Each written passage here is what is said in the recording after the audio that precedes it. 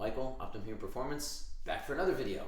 We're gonna foam roll our pectorals, AKA our chest. So with this, again, I want everybody to be very, very careful just because of the nature of doing it. So pectorals are gonna kind of insert close to the front of that shoulder, and then of course they kind of fan out and the muscle fibers spread out to where, of course, most people know where their chest is, but of course, approaching that sternum. Please be very careful as that's made of bone. So, pectorals, the chest, we're gonna foam roll. Let's get started. We're gonna be down on the ground. Foam roller is gonna be next to you, and again, we can only do one side at a time, so I do apologize. We can do this from two different angles, so I'm gonna show you both.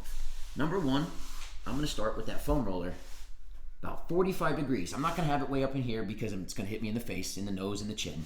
You can actually slide it back. You're gonna start with your arm out about 45 degrees, and the foam roller is angled about 45 degrees. You're not gonna start in the armpit or on the very front of the shoulder, but just on the inside, at the very corner of that chest. I got my left hand down like I'm gonna do a plank, got my feet, everything ready to go under me. So all I'm gonna do, lift up, and then I'm gonna slowly work my way in towards the sternum. Please be very careful because you don't want to cross over that midline, which is where your sternum is. If you find any adhesions, sensitive spots, you know exactly what to do. But no matter what, you're still foam rolling about 1 inch per second. It's not going to be a very large range of motion. Please be very careful that foam roller doesn't cross over, hit you in the sternum. That could hurt. But there's also one other angle that you can take where you can turn that foam roller almost parallel to you. Not quite parallel, but almost. You can kind of turn your arm, or excuse me, take your arm, put it out to the side a little bit more. You're starting at the same exact spot that we did on the first angle. Lift up and foam roll in.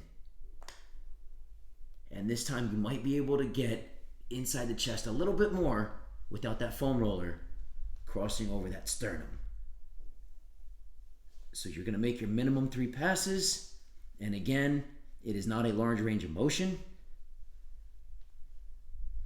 And basically what we were trying to do, I will kind of show you, is with that foam roller, turn it at an angle. We're foam rolling in. Please be very careful where the top of it is not gonna cross over that midline.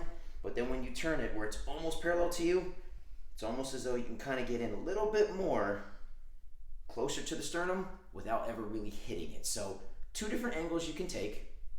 So ladies and gentlemen, please be careful based upon how much muscle mass you may or may not have there. Ladies, please be very careful as you have some other sensitive tissue that's there as well. So ladies and gentlemen, everybody, please be careful doing it. But those are the 2 different angles that you can target your chest.